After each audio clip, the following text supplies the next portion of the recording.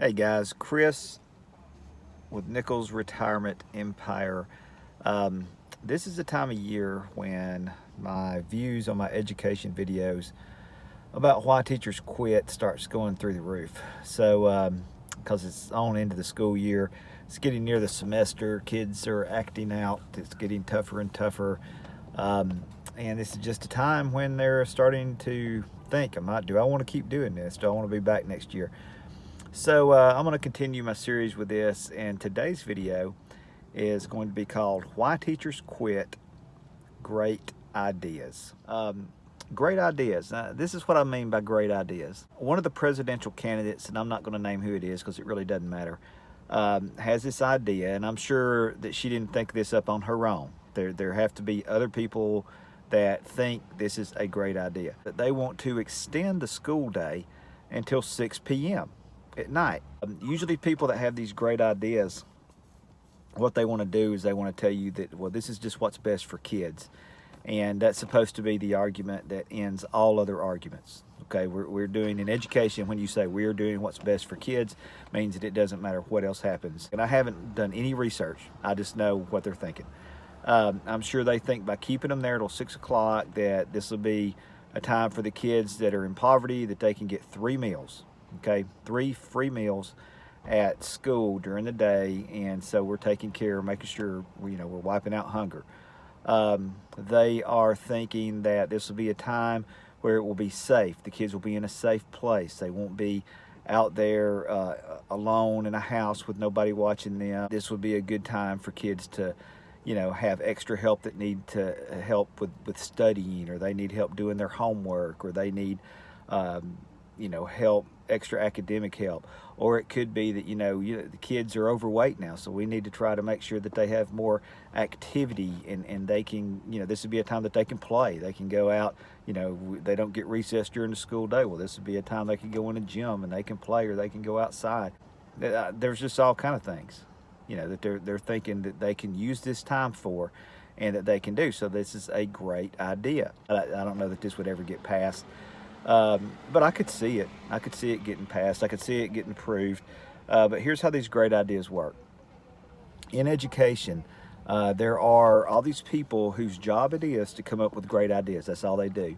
In colleges of education all over the United States, in organizations that are education organizations, all they do is come up with idea after idea after idea that they think is good, that they want to impose on schools in the states. There's always the next great idea that's coming along. So this is something that I have faced, my entire career in education. Let's look at what probably would happen with it. Okay, first of all, this would be something that the federal government would come up with, and they would say, okay, this is what we want to happen, and then they would tell the states, we want you to do this. They can force them to do it through laws, or they can attach the federal, they can say, if you don't do this, then we're not going to give you federal funding, which means that all of the money that goes to special education, all the money that goes to feeding students that are in poverty, all that money would go away, and your state wouldn't get it anymore, and all these programs you would lose funding for. So they would hold the states hostage by saying, you have to do this. The states look at it and they go, where are we going to get the money to keep schools open till 6 o'clock?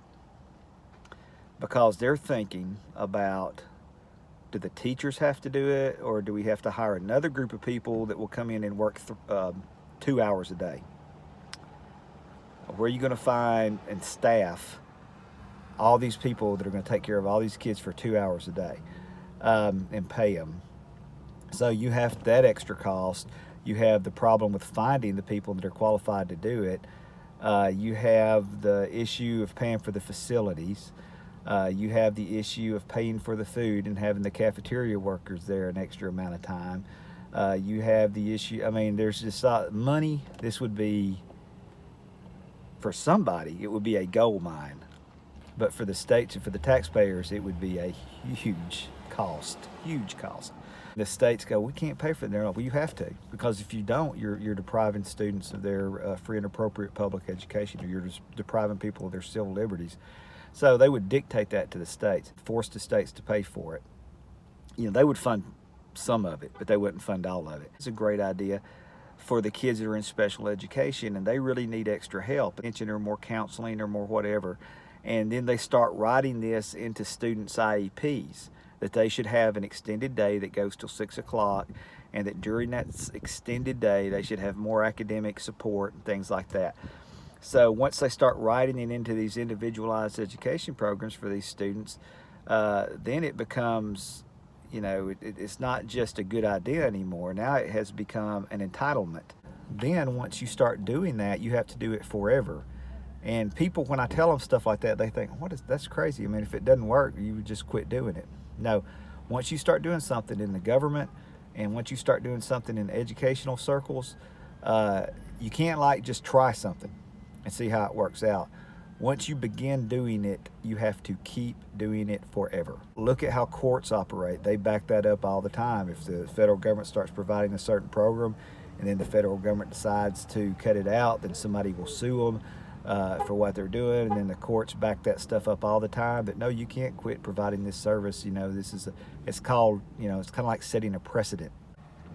Here's what gets me is, they're like, well, this is what's best for kids. But if the state is in charge of your child from 7 o'clock in the morning till 6 o'clock in the evening every day, who's raising your child?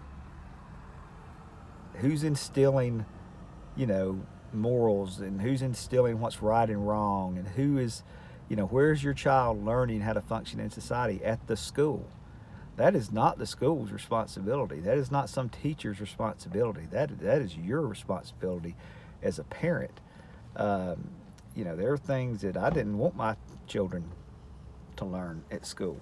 I taught them before they went to school. It just blows my mind that people are willing to turn their children over to the state to raise, to feed 3 times a day, it's not a good idea. It is not a good idea. But somebody out there thinks it's a great idea, and they're going to do everything in their power to make it happen. If we're having, as a society, to spend all this money to give to people to raise their kids, then why don't we just raise them? Why don't the state just raise them themselves instead of letting you do it? That seems to be the direction that we're headed. The more people expect the schools to teach kids how to behave, they expect the schools to feed everybody, they expect the schools to make sure that they're protect. I mean, all this comes down to the school, but not to the parent. Yeah, another thing is this would be a major change in the school day. You add 2 hours on to your work day every day from now on the rest of your career, and see how much you like that. So once they tell all these kids they have to be there an extra 2 hours, I'm going to tell you one thing you better be ready to do, and that is have some structure. And you better have the staff, you better have the plans, you better be ready. You might say, well, just let them play ball. No, you can't. You got 1,000 kids. What are you going to do with 1,000 kids? They're on different grade levels. You can't put them all in there together. You can't put 6th graders in there with 8th graders. You can't put freshmen in there with. You got to arrange all this stuff in a way that's going to keep these kids occupied. And you're probably thinking, well, the behavior probably will be good because it's after school, and no, they want to go home. What if they do misbehave? You can't just send them home because now you've told them they're supposed to be there. When you tell them they're supposed to be there, then it's an entitlement, and they have to be there, so they could act whatever kind of way. And you just have to figure out a way to keep them there and keep them under control. So you better make sure you got the staff for that. If they can't act right, what are we going to do with them? The students that are in special ed, people think, well, they can work with them one-on-one and they can do it. Well, no, they don't want kids work with one-on-one anymore. They want kids in with the other kids. They don't want you to separate them out and treat them differently. They want them in with the other kids. So, if you're going to work on reading with the kids that are in special ed, well, you're just going to have to work on reading with everybody, whether they need help with reading or not.